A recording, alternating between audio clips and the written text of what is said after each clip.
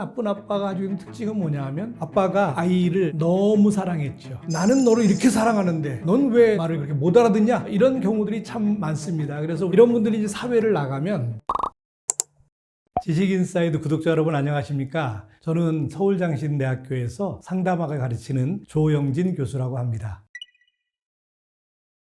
아무래도 지금 세대의 아빠들은 좀 그런 부분에서 벗어나는 경향이 있는데요. 그래도 사자성어로 엄부자모라는 단어가 있잖아요. 아빠는 좀 엄하고 엄마는 자비롭고 자애롭고 뭐 이런 거거든요. 아빠는 요만큼만 해야 된다. 아이들과 관계를 맺을 때 너무 가까우면 안 되고 너무 아이들에게 쉽게 보이면 안 되고 하는 이런 문화들이 우리에게 있었던 것 같아요. 그래서 그렇게 자란 아빠들이 아마 저희 세대까지는 그렇지 않을까 싶은데 아이들과 관계를 맺을 때 좀 더 깊이 있게 또는 좀 더 가까운 관계를 맺지 못하고 조금 거리를 두는 유교 문화나 서열 문화나 이런 문화들이 우리에게 있었다고 생각합니다. 그런데 지금 세대들을 보니까요. 그분들은 아들에게 그렇게 하지 않지만 또 할아버지한테 가서 있을 때는 아이와 너무 가깝게 하지 못하는 것에 대해서 좀 겁내고 눈치 보고 이런 모습들이 있더라고요. 아마 저희 세대가 다 가야 조금 더 나아지지 않을까 이런 생각이 듭니다. 30대 정도 되신 여자분이 오셨는데 태어나서 아빠를 알게 되면서부터 한 집에 사는데 한 번도 아빠랑 이야기해 본 적이 없다는 거예요. 물론 부부관계의 문제가 있죠. 그런데 그 아빠는 그 부부관계의 문제를 고스란히 아이와 한마디도 대화하지 않는 것으로 엄마에게도 협박하고 위협하는 부분이 있고 또 자기 아이에게도 그렇게 아주 무척이나 큰 상처를 줬습니다. 그래서 아이가 중학생이 되고 고등학생이 됐을 때는 우울증에 걸리기도 하고 그리고 대학교를 다닐 때는 남자친구들에게 이용당하고 버림받고 하는 이런 일들을 많이 겪고 직장에서도 잘 견디지 못하고 이제 이런 과정에서 저를 찾아와서 만난 분인데 그 아빠로부터 받은 상처가 너무 커서 저도 참 마음이 아팠고 정말 나쁜 아빠다. 아무리 부부관계가 나빠도 아이에게는 그렇게 하지 않는데 그래도 한 집에 살면서 아무 말도 안 하고 살 수 있다는 거 정말 기억에 남는 나쁜 아빠라고 생각이 듭니다. 또 남자 대학생이 같이 저랑 상담했는데 아빠가 아이를 너무 사랑했죠. 그래서 모든 것을 아빠의 틀 안에 다 놓고 그대로 하도록 계속 강요했죠. 그래서 이 아이가 초등학교 때야 뭐 어쩔 수 없으니까 그렇게 하는데 중학교, 고등학교를 거치면서 엇나가기 시작하고 아빠랑 심각하게 싸우기도 시작하고 뭐 이런 결론을 냈는데 그 아빠는 아이가 중고등학교 때 말을 안 들으니까 폭력을 행사하기도 하고 그리고 아이에 대해서 나는 너를 이렇게 사랑하는데 넌 왜 내 말을 그렇게 못 알아듣냐 하는 이런 모습으로 아이를 대해서 아이와 아빠가 완전히 갈라져 있고 미련 없이 아이가 지방에 있는 대학으로 가고 그래서 집을 떠나고 아이의 문제라기보다는 나쁜 아빠의 모습이라고 생각합니다. 근데 그런 나쁜 아빠가 가지고 있는 특징은 뭐냐 하면 자기 자신에 대해서 성찰하거나 아이를 가르치는 것을 배우려거나 하지 않는다는 그런 치명적인 문제가 있다고 생각합니다.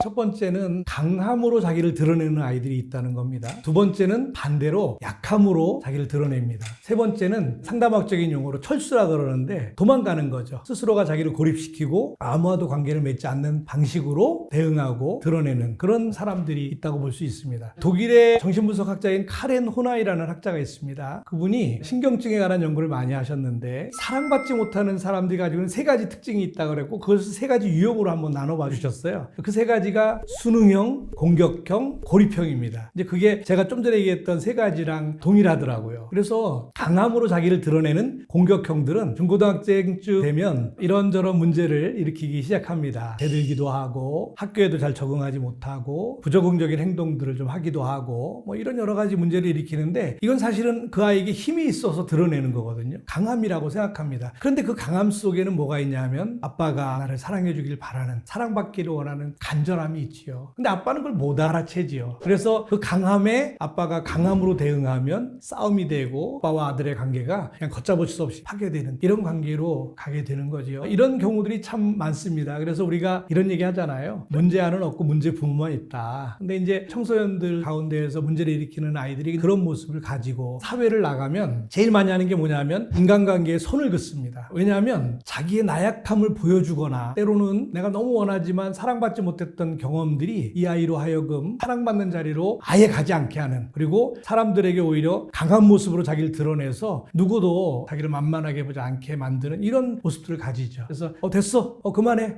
안 해도 돼, 나 원하지 않아, 이렇게 턱턱 잘라내서 이성관계에서도 그렇고 직장에서도 그렇고 친구 관계에서도 그렇고 내가 뭐 사정을 해야 된다 이런 거 없습니다. 잘라버리고 마는 이런 모습들을 가지지요. 반대로 우리 수능형이라고 할 수 있는 약함으로 드러나는 사람들은 이제 말 그대로 더 약해져야 합니다. 왜냐하면 약해져야지 부모가 비로소 나를 좀 사랑해주고 내게 관심을 표현해주거든요. 이제 이분들이 사회로 나가면 언제든지 의지할 사람을 찾고 누군가에게 순응하고, 그리고 좀 과도한 요구를 해도 예스맨이 되어서 그분들의 의견에 따라주고 늘 눈치를 보고, 왜 눈치 보는 건 또 어려서부터 굉장히 익숙해져 있는 거거든요. 이분이 원하는 게 뭔지를 생각합니다. 그래서 이제 이런 분들이 가지고 있는 심리적인 문제는 자기가 원하는 것을 찾지 않고 상대방이 원하는 것을 찾는데 더 우선한다는 거, 그리고 거기에 맞춰주는데 노력하고, 그래서 비로소 그분들로부터 인정받고 사랑받는 이런 모습들을 가지는 것이 가장 중요한 핵심적인 요소가 되지 않을까 생각합니다. 마지막으로 이제 고립형이라는 유형이 있습니다. 스스로를 모든 사람들로부터 철수시킵니다. 이분들은 관심도 필요 없고 사랑받고 사랑하는 거 필요 없습니다. 누굴 미워하지도 않습니다. 그냥 날 놔두면 됩니다. 아무도 날 건드리지 않으면 됩니다. 그러니까 외톨이가 되고 스스로가 자기를 외톨이 만들어서 누군가로부터 사랑받거나 또는 사랑받는 기대가 무너질 때 가지는 아픔과 상처로부터 벗어나는, 나름대로 자기를 지키는 이런 모습들을 가지게 되는 거죠. 이 세 유형이 사실은 모두 바라는 것은 정말로 아빠의 간절한 아주 든든한 백이 되어주는 사랑입니다. 아빠가 조금만 더 생각하고 마음을 열고 조금만 더 아이에게 예민하면 충분히 할 수 있는 건데, 이제 그런 것들이 아까 처음에 말씀드렸듯이 우리나라의 문화적인 것들도 있어서 조금 관여하지 못하는 부분도 있고 바쁘기 때문에 그렇기도 하고, 제가 제일 안타깝게 생각하는 거는 잘 몰라서 아이가 이렇게 말할 때 저게 무슨 의미인지, 아이가 저렇게 화를 낼 때, 아이가 저렇게 분노할 때 저게 무슨 의미인지 알지 못하기 때문에 그런 결과를 가져오지 않나, 이런 생각을 하게 됩니다.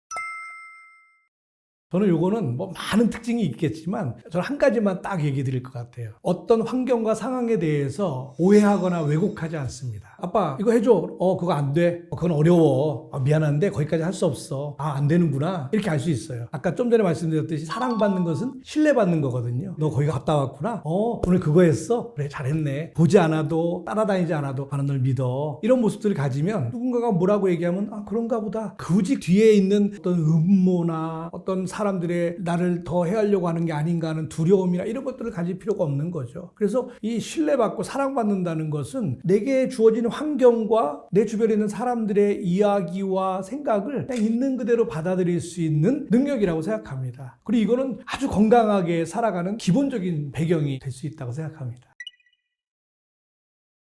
두 가지를 그냥 단순하게 말씀드리고 싶은데요. 하나는 이중 메시지를 주는 겁니다. 예를 들면 아빠 나 이거 해도 돼? 나 이거 먹고 싶어. 그랬을 때 그래 먹어. 이럴 때 먹었다간 아들을 또 끝나주는 거예요. 그날 저녁에 그냥 아작나는 거죠. 그러니까 표정과 말이 다른 거죠. 그래서 말로 하지 않고 동작이나 표정이나 몸짓으로 자신의 진짜 의도는 여기에 있고 말은 가짜 의도가 되는 거죠. 그러면 아이는요 어떻게 되냐면 그게 조금 더 몇 번 그렇게 당하게 되면 하라 그랬는데 했더니 그냥 욕을 바가지로 먹고 혼나는 거예요. 그러니까 아빠가 하라 그랬잖아. 근데 야 그걸 그렇게 못 알아들어? 뭘 알아들으라는 거예요. 그러면 그냥 말을 해야지. 이런 이중 메시지는 나쁜 아빠들이 하는 아주 나쁜 부분이라고 생각합니다. 일관성이라는 것도 있어요. 예를 들면 60점 맞으면 혼나고 90점 맞으면 칭찬받아야 되는 게 이게 일관성이에요. 그런데 아이가 어느 날 95점 맞아서 아빠 95점이야 그러고 신나서 갔는데 아빠가 딱 보더니 야 하나를 더 못 맞춰서 임마 100점을 못 맞아와? 너 인생 그렇게 살면 안 돼. 마지막 그 노력이 중요한 거야 임마. 막 짜증을 내요. 어떨 때는 6점 맞아가지고 아유 오늘 죽었다고 왔는데 아빠가 괜찮아 인생 그렇게 살 수도 있는 거지. 실패도 있고 그런 거야. 그러면 이 아이는 60점을 받았던 90점을 받았던 늘 아빠를 볼 때마다 눈치를 봐야 되는 거예요. 저 양반 지금 상황이 어떤가? 이걸 어떻게 반응할 것인가? 이게 아이로 하여금 왜곡된 생각을 갖게 하고 어떤 상상을 하게 만들고 자기 나름대로의 어떤 오해를 하게 만드는, 그래서 소통을 가로막는 되게 중요한 이유라고 생각합니다. 또 하나는요, 침묵하는 겁니다. 침묵은 정말 막강한 무기가 되고 아이에게는 정말 아이를 힘들게 하는 상처가 되는 방법이거든요. 아빠 죄송합니다. 저 이거 오늘 이렇게 했어요. 근데 아빠가 아무 얘기도 안 해요. 그냥 돌아서 아이로 하여금 너무 힘들고 어렵게 만드는 배경이 되는 거거든요. 그러니까 말하고 표현해야 되는데 침묵으로, 그래서 또 가서 말해도 말하지 않는다든지, 어떤 일이 생기면 아빠는 침묵 모드로 들어가. 아빠가 우리 애를 다 벌하는 하나의 방법이 돼버리고 마는 거죠. 그 침묵을 아이들은 두려워하게 되는 거죠. 그럼 어떤 일이 생길 때마다 침묵이 생기면 아이들은 대화하기 어려워하고, 그럼 아이들도 침묵할 수밖에 없게 되고, 말하지 않는 가정에서의 건강한 의사소통이란 불가능하거든요. 그리고 나중에 아빠의 의도나 이런 것들이 드러났을 때는 아이들은 전혀 생각지 못한 의도로 드러나기도 하고, 이런 면에서 침묵은 나쁜 아빠들이 하는 아주 나쁜 방법 중에 하나다, 이렇게 생각이 듭니다.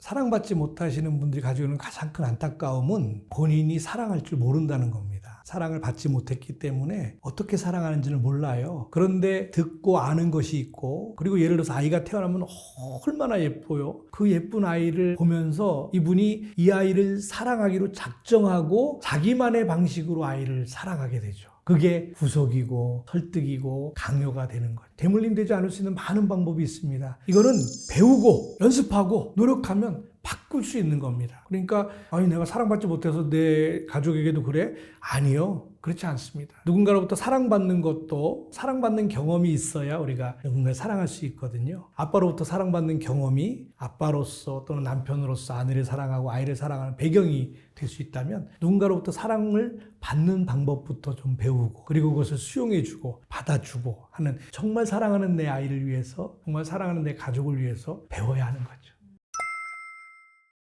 아빠의 사랑은 아빠의 사랑이고 다른 사람들로부터 다른 사랑을 받는 거죠. 못 채워진 아빠의 사랑을 받으려고 노력하는 것이 아니라 다른 이성과 아내로부터 남편으로부터 받는 사랑을 좀 더 충분히 받고 그것에 자기를 좀 익숙하게 만들어가고 좀 만족하고 하는 이런 과정을 거쳐야 된다고 생각합니다. 아빠의 사랑은 아까 말씀드렸듯이 좀 독특한 부분이 있지만, 그러나 그거 없이 살아가는 사람 많이 있습니다. 그리고 그런 사람들이 다 문제다? 그렇게 생각할 수 없습니다. 지금 제가 말씀드리는 것도 이런 사람은 다 아빠로부터 사랑받지 못한 사람이다, 그러는 얘기를 하는 게 아니라, 아빠로부터 사랑받지 못한 건 힘들고 쉽지 않은 거지만 그래서 그걸 다시 찾는 건 좀 다른 문제라고 생각합니다. 새로운 어떤 것에 익숙하고 새로운 어떤 것으로 좀 더 의미 있게 자기를 채워가는 게 더 중요한 방법이지 않을까, 그런 생각합니다. 저는요, 상담의 자리에 오는 많은 분들이 가지고 있는 되게 중요한 문제가 뭐냐면, 자기를 온전하게 드러내고 의지하고 위로받을 수 있는 대상이 세상에 없기 때문에 전혀 모르는 사람에게 돈을 내고 상담을 받으러 온다고 생각합니다. 그런 역할을 해주는 존재가 바로 아빠다, 이렇게 생각합니다. 엄마는 우리가 심리학적으로 볼 때도 태어나면서부터 아이와 굉장히 밀접하게 관계를 맺고 있고, 엄마의 역할은 정말 너무나도 큰 역할인데, 엄마와 나와의 관계에서 아이가 사회 속에 살아가는 존재로 만들어져가는 과정에 아빠가 그 사회로 나가도 괜찮다, 널 지켜준다, 걱정하지 마, 아빠가 있어 하는 이런 강력한 백그라운드가 되는 게 아빠가 가지고 있는 되게 중요한 역할이라고 생각합니다. 제가 예전에 그런 경험이 있습니다. 이제 어느 마트에 갔는데 아이가 이제 밥을 잔뜩 먹고 가가지고, 아빠 나 속이 이상해, 빨리 나 데려다 줘 그랬는데, 그래 기다려, 그래서 마트를 끌고 막 화장실로 달려가는데 이 녀석이 참지 못하고 이제 먹던 걸 다 드러냈는데, 그때 이제 제가 아이를 안았어요.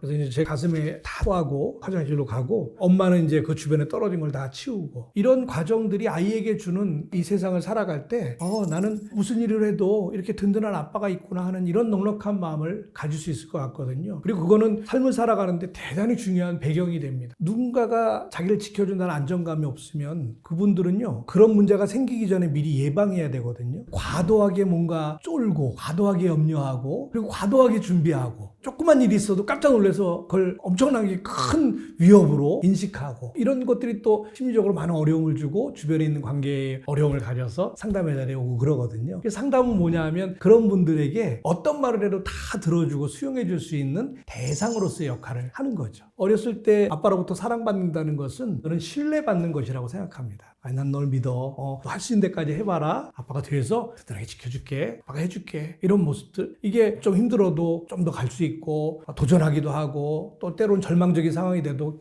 툴툴 털고 아이까지 해야지 하는 이런 좀 넉넉한 삶을 살게 하는 배경이 되거든요. 그런 부분의 결핍이 아빠의 사랑받지 못함의 결과가 아닌가, 이렇게 생각할 수 있을 것 같습니다.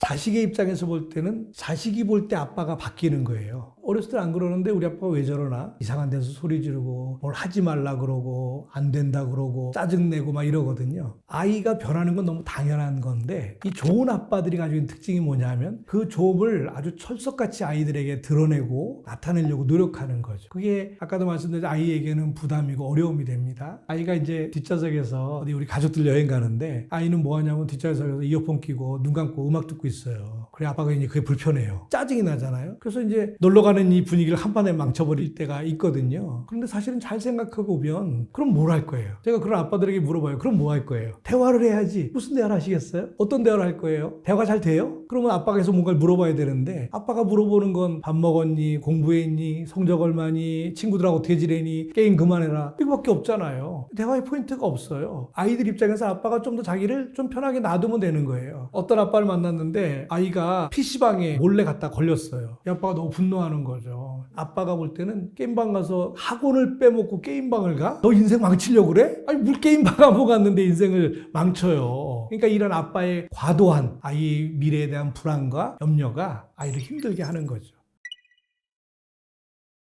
존 볼비라고 하는 학자가 애착이론이라는 이론을 만들어서 굉장히 유명한 학자입니다. 그분의 애착이론에 내적 작동 모델이라고 하는 아주 중요한 개념이 있습니다. 이 모델은 아이가 양육자와의 관계를 형성하는 과정에서 양육자에 대한 표상이라는 말은 이제 우리 마음속에 외부에 어떤 것들이 그려져 있는 것을 의미하는 거거든요. 그런 표상이 형성된다는 거예요. 그리고 이런 형성되어 있는 표상으로 그 아이가 자라면서 주변 환경과 주변에 있는 사람들과 관계를 맺어 가는 거죠. 그러니까 그 표상은 바꿀 수 있고 자라면서 변화될 수 있습니다. 그런데 중요한 건 뭐냐면 그를 인식할 수 있어야 되거든요. 늘 반응하고 찾아와주고 따뜻하게 해주고 그래서 온 세상이 내 마음대로 되는 것을 부모님이 잘 나에게 느끼게 해줘서 이 아이의 표상에 세상은 건강하고 살만하다는 이런 표상이 있다면 괜찮지만 그렇지 않은 유년기를 보냈을 때 이 아이의 표상은 어떤 사람에 대한 어떤 환경에 대한 나쁜 그림들이 있고 이 표상으로 다른 사람들과 환경을 대하게 되는 그런 안타까운 일들이 생기는 거죠. 그러니까 변화될 수 있고 바뀔 수 있는데 그래서 인식할 수 있는 능력이 필요하다는 겁니다. 혼자서 바꾸긴 좀 어렵다고 제가 생각합니다. 왜냐하면 나한테 이런 게 있었나라고 알기가 좀 어렵거든요. 그런데 이제 내가 쓸데없이 아무 데서나 화를 낸다든지 관계를 잘 못 맺는다든지 내가 얘기했는데 다른 사람들 다 엉뚱한 얘기를 한다든지 그러면 사람들이 다 문제라고 생각할 수 있지만 그게 좀 반복된다면 자기를 좀 돌아볼 수 있는 능력이 있어야 되는 거죠. 내가 뭘 잘못했다기보다는 내 안에 이미 있는 그 어떤 것을 좀 찾아볼 노력이 필요한 거죠. 제가 졸업한 초등학교를 우연히 한 30년 지나서 지나가게 됐어요. 너무 오랜만에 가는데 한번 들려보지 그리고 잠깐 제가 차를 세우고 들어갔거든요. 제가 참 놀란 게 학교는 아무것도 변하지 않았습니다. 운동장도 그대로고 건물도 아주 옛날 건물 그대로예요. 근데 제 마음속에 있는 그림은 너무나도 넓은 운동장. 그 운동장을 또 가로지르는 건 못하게 하거든요, 선생님들이. 그래서 이쪽으로 이렇게 돌아가지고 하염없이 돌아갔던 기억이 있어요. 그게 제 마음속에 있는 학교에 대한 표상이에요. 근데 제가 가봤더니 운동장이 너무 작은 거예요. 그건 하나도 안 변했지만 제 시각과 사고와 생각이 바뀐 거죠. 그러니까 나에게 좀 삶의 불편함이 있다면 그렇게 넓게 생각했던 운동장에 대한 표상을 직접 가든지 느끼든지 경험하든지 배우든지 상담을 받든지 이런 과정을 통해서 이렇게 조그만 운동장이구나 하고 바꿔야 되는 거죠. 그렇게 조그맣게 현실화된 그 운동장, 그 건물들을 보면서 그런 표상으로 내 표상을 바꿔서 그곳으로 인간관계를 맺고 사람들을 바라보고 세상을 바라보는 시각을 가지게 되는 거. 이게 되게 중요한 변화의 방식이라 생각합니다. 그래서 자기 안에 있는 내적 작동 모델을 변화시키면 당연히 대인관계도 자기를 사랑하고 다른 사람을 사랑하는 이런 관계도 의미 있게 바뀔 수 있다고 생각합니다.